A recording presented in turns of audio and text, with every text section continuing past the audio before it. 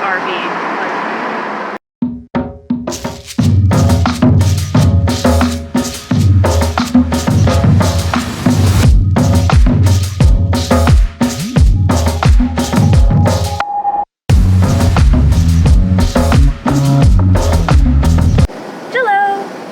Reviewing this 2017 Honda Civic.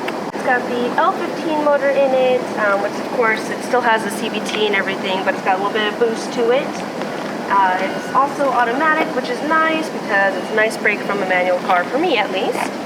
It's got a very sleek look to it, kind of like sharp and pointy, but yet rounded off. So I really like that about the Civic. Even though it is from 2017, when you're looking at it, it looks like a newer car to me anyways. They're all kind of going the sleeker route. The SUVs are going more the bubbly route, but the sedans and the coupes and everything are going more of the sleeker, sports car, pointy route. So I definitely like the general look of the car, but let's get a better look at it really quick. So to start us off, like I said before, the front end kind of comes to more of a pointy look. It's got kind of sharp points. I mean, this front bumper, again, it's nice and pointy. It's not super rounded out. Still has the fog lights and everything, and a little bit of a grille in the front, kind of. Ginormous Honda symbol, or emblem. So, you know, compared to my hand, which my hand is very small, but it's pretty big. It's a pretty big Honda symbol. Then you get to the side, very sleek looking. I like the body lines it's got to it. Kind of makes it look like it's, you know, moving even though it's not, because it's got this nice sharp body line, and then it's got the body lines on the very bottom of the doors, as well as this little side skirt that's nice, and it's not rounded or anything. It still has its own body line on the side skirt itself. The door handles, I actually really like these door handles because they're nice and, like, I don't know, you can grip them really easily. They're nice and crispy. It's hard to explain, but crispy door handles. You get to the back end, and I actually really like these tail lights because these tail lights are nice and pointy, keeping with the sleek look, as well as that tiny little wing it's got. Again, another really big Honda emblem, as big as my hand. It's just very sleek looking. You know, it's got the nice little Civic emblem, the taillights, again, they kind of come to a point. It all kind of moves towards the front of the car. Ginormous fin on the back. Don't love the huge fin. It's also got this huge sunroof.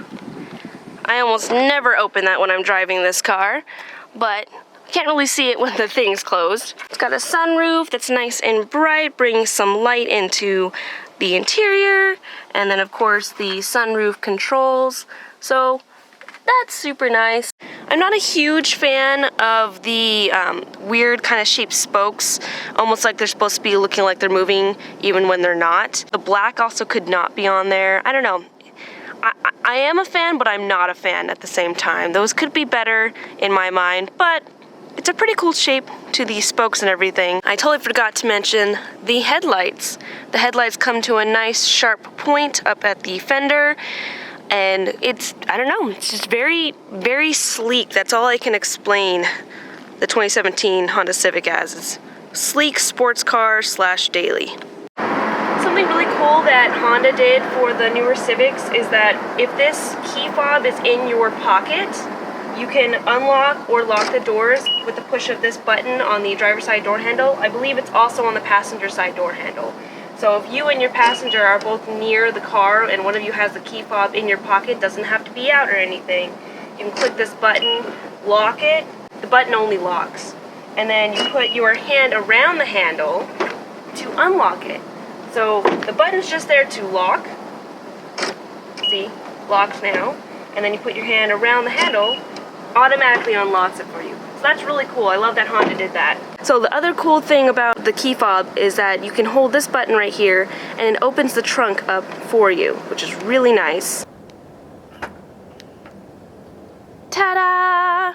Now then, we get into the interior of the Civic. I've already had it adjusted because I did drive it this morning. But as you can see, the seat does go all the way forward. One bad thing that Honda didn't do for the newer Civic, there's no way to tilt the steering wheel. Oh wait, I was mistaken. There is a lever to adjust the steering wheel. However, it's way under the dash. So that could have been planned way better. Why not put it, I don't know, up here or on the column like the 4Runner is? But no, instead they put it way down here, just above the pedals. Who would think to reach down there for a lever? Not me. The seat has so many adjustments. It's got the seat adjustment that can go, tilt backwards or up. It's got, of course, lumbar adjustment. So the driver's side seat is motorized, which I don't like motors. They take forever to freaking move, and it's not fun. The passenger side is normal controls, though. You got the bottom seat, under the seat, moving pull thing, and then you have the lumbar support, pull, guy, tab, thingamajigger. So I prefer these kind of seats over the motorized ones. The interior is very nice. It's very clean. It still has that pointy look to it, that very sleek look to it. They included that in the interior as well as the exterior. Seats actually have a warming button for them, so your butt can be nice and toasty. Passenger and driver side has their own climate control, meaning the temperature you can set for your own side, which is really cool. Got plenty of storage. I mean, every single door in the back as well, they all have their own little cubby. I love that it's got cruise control. Nowadays, newer cars should all have that cruise control, so it's very nice, very easy to push the cruise control, and I love how it's set up on the steering wheel. It's so easy to control this with just one button. You don't have to look at it or anything. It's right there in front of you. On the other side, you have all of the radio controls, from volume to you can move around on the actual radio without touching the radio. So you don't have to get distracted. You can be driving along, answer phone calls, hang up phone calls, put phone calls on speakers, adjust your volume controls. Everything is right there on the steering wheel, and these nice crispy buttons. So that's super nice. And then you actually get to the part where you start the vehicle, right? So you can see the cluster. So it's got this awesome cluster. It starts up, it's got this cool little animation. It tells you everything you need to know right there. What time it is, temperature outside, your RPM, how much gas you have, how hot your vehicle is, and then, of course, the miles you've traveled. Now this is a 2017 Honda Civic. It's got 128,000 miles on it. It's because this vehicle was used on the freeway to travel through different towns within Arizona 5 days a week. So it's got a lot of miles on it, but that just shows you how well Honda put this car together. I mean, it can last miles and miles and miles, or it can sit in your garage for a little while. Whatever you need it to be, it's there for you. So everything is very easy to use. I mean, someone who has never touched a vehicle before, a newer vehicle, and just is afraid of them, this is like the perfect vehicle for them because everything is right there. It's self-explanatory. There's not much that you have to go into with it. All of the controls are super easy to get to. Again, these are the climate controls for either side. You can see it changing the temp on the driver's side. You can change it on the passenger side. It's got this big climate control button where you can change whether or not AC is on, what mode it's in, and how high it's blowing. I don't love the radio because it's this huge screen. I worked for Chapman Honda for a while as a service lottie, and I remember, I don't know if it was exactly a recall or not, but there was quite a few cars that came in with the screen going completely black. It just broke down, like you couldn't do anything with the screen. It was shut down, and they actually had to replace the screen. And if I remember correctly, before it became a recall, they made customers pay for it because they didn't know it was a problem. They thought, oh, the customers hit it or something happened, the customer spilled something on it. So they made the customer pay almost $2,000 for a new screen just for it to end up being a recall. And that's kind of not great. The driver's door has all of these easy controls. They're nice and crispy. What I mean by that is that you push them down and they don't have any slack or anything. It's got the mirror controls, which is super nice. So let's say left side, you're moving it around. There's Gary, the tripod. But yeah, super easy to control everything on the driver's side door. I'm not a huge fan of the parking brake. obviously doesn't get used very often because it's kind of crispy. But yeah, I'm not a very huge fan of the whole parking brake setup with the newer Civics. The gear shifter though is very nice. It's very, easily controllable. You know what gear you're in by that little orange thing, as well as on the cluster, it shows in the top left corner. So that's awesome. The Civic also has this Econ button. So that just means it's more fuel efficient and better for the environment in general. I do like all of the controls and buttons are very easy to see. Again, this is that seat warmer, so hot, medium, not so hot, off. So everything is very clear and you know what you're looking at and you know what you're going to be pushing and everything, so it's very easily manageable. As well as the screen itself, even though I'm not a huge fan of it, it has a lot of options. You've got your audio, your info, your Honda Link, your phone, your settings, smartphone connection, really easy and awesome to control. As always, I always forget to pop the hood when I'm doing the exterior portion of the review. Find, where are you, senor? Holy guy? Found it. I feel like it is a newer Civic, so I think it should have had the hood strut, so it just, pops open nice and easy. But Honda kept with all of the plastics, of course. This one, again, has had many miles on it, so it's a little on the dirtier side. But it's got that L15 motor in it that does have the turbo, which is really nice. The turbo is very nice when you want some get up and go. You're trying to pass someone on the freeway, you're trying to get out of the way. But it still has a CVT transmission. As you know, CVT isn't great. It's not the greatest transmission ever. I don't know why the newer vehicles are going in that general direction. CVTs typically have an issue where either you're at a high RPM and it's just not wanting to shift for some weird reason, or it hesitates. So even though you've got the turbo, it will hesitate on occasion, and I've actually experienced that with driving this vehicle for only about a day. And it's got that hesitation. I don't know why. I don't know if it's not, realizing, oh, you're pushing on the gas now. Okay, we need to get going. But the CVT is just not the greatest. I wish Honda kind of went their own way and did their own transmission. I don't know who originally thought of the CVT. I probably should have looked that up before doing this video. CVT, I understand, they have their place. Everything has its place. In a turboed Honda Civic, I don't think it's got its place. It's not the place for it. Sounds like a pack-a-punch gun. Right? Am I wrong? Black Ops 2? Anybody? Zombies? Pack-a-punch?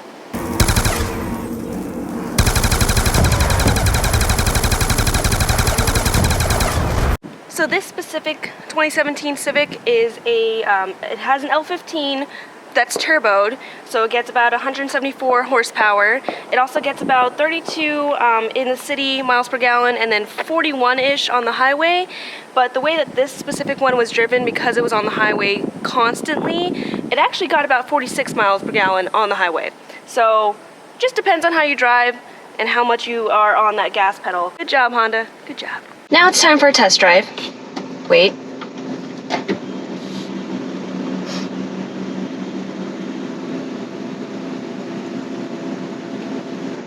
Okay, now it's time for a test drive. That's why I hate motorized seats. They take forever. And the screen, that I'm not a huge fan of, does have a backup camera, but I absolutely hate backup cameras because nowadays people don't actually check around them anymore. They literally look at their backup camera and think, oh, I'm good to back up, and that's how a lot of accidents happen. There's that little bit of turbo, and then you guys can't see because I don't have a camera down below where my feet are, but I actually was on the gas for a second there before it realized what's going on. So again, CVT, not my favorite. Here, I'll show you guys again. So foot all the way down. See how long it took to engage and realize? I'll do it one more time. Foot all the way down now. There it goes. It's so slow, it takes forever to actually engage. That CVT needs a kick in the butt. Love me that cruise control though, that's awesome. Set it and forget it. The steering wheel does have some playroom before it actually starts to turn, but not a whole lot. It's not like it's traveling, 180 before it actually starts to turn. It doesn't have a whole lot of travel time before the turning actually happens. So like this is straight, and there's a little bit of budging. So pretty responsive steering. It's actually pretty comfortable. It's a pretty comfortable ride on Tucson roads. You can feel the bumps, yes, but they're not huge, massive bumps. You're not, you know, you're not Ace Venturaing it. Spectacular! This land holds great beauty. It's nice and just like, oh, that was a bump. It's more you can hear the car changing and kind of going over the bump than feeling it through the seat or anything like that. Another thing I really, really hate about this Civic is that when you're turning right, you put on the, you know, the right turning signal, the screen pops up with a little camera showing, because on the right side, the passenger side mirror, it's got a little camera so you can see to your immediate right. I find that incredibly annoying, and there's no way to like completely turn it off. There is a button on the turning signal lever itself, but it's such a pain. But it's very distracting. You know, you're trying to pay attention to where you're going and everything, and then all of a sudden this camera pops up. Doing a U-turn test. Very nice turning radius, so that's super nice. On this side, the train tracks are actually worse. That's why I didn't mention them over there. So let's see. Barely anything. That was nice. I kind of like floated for a second, but it was better than like, you know, feeling every last little bump. It's very comfortable to drive in. It's you know, it's a newer car. It's hard to not be comfortable in this. If it was uncomfortable, that'd be, you know, Honda's doing something wrong, but Honda's been doing stuff right for years, so I wouldn't expect them to have an uncomfortable newer car.